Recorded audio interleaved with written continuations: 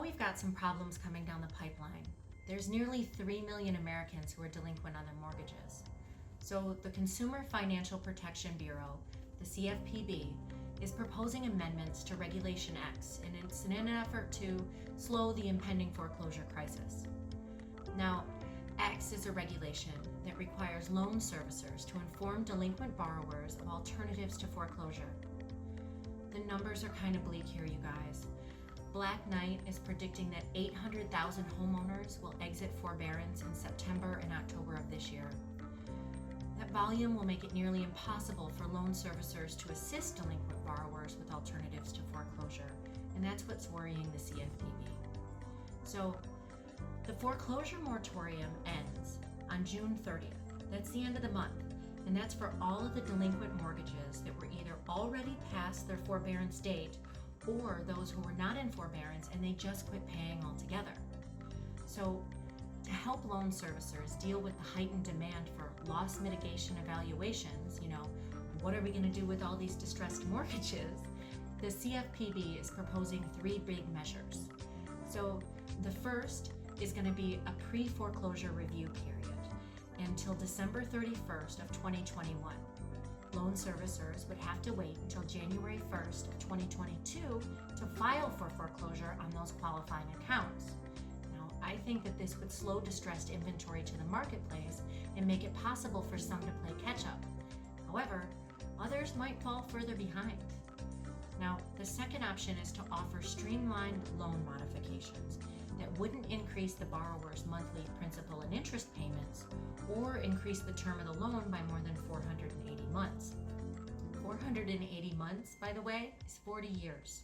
While this will keep people in their homes, it'll probably cost them another 10 years of interest payments. That's another 39.4% in interest. Now, assuming you've got a $350,000 loan balance and you have a 3.5% interest rate on a 30-year term, your total interest paid is $177,261.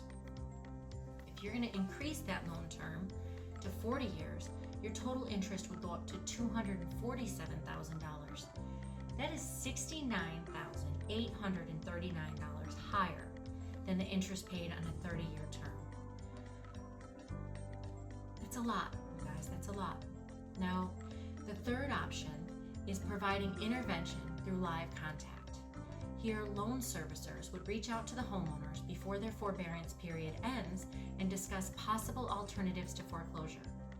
For all of these proposals, borrowers financially impacted by COVID-19 that are delinquent on their mortgage for their primary residence will qualify, but borrowers that have already been evaluated for loss mitigation would be exempt. So what do we do now? What are our current options? Borrowers exiting the COVID-19 related forbearance programs, depending on your lender, you've got 6 different possibilities. The first is to refinance your home. If you have the income, employment, and credit to substantiate a new loan, this is probably an option. 2 is paying all the missed payments in one lump sum. That would be bringing your mortgage up to date. 3 is trying to set up a payment plan with your lender. 4, you could ask your lender to defer missed payments until the end of the loan term.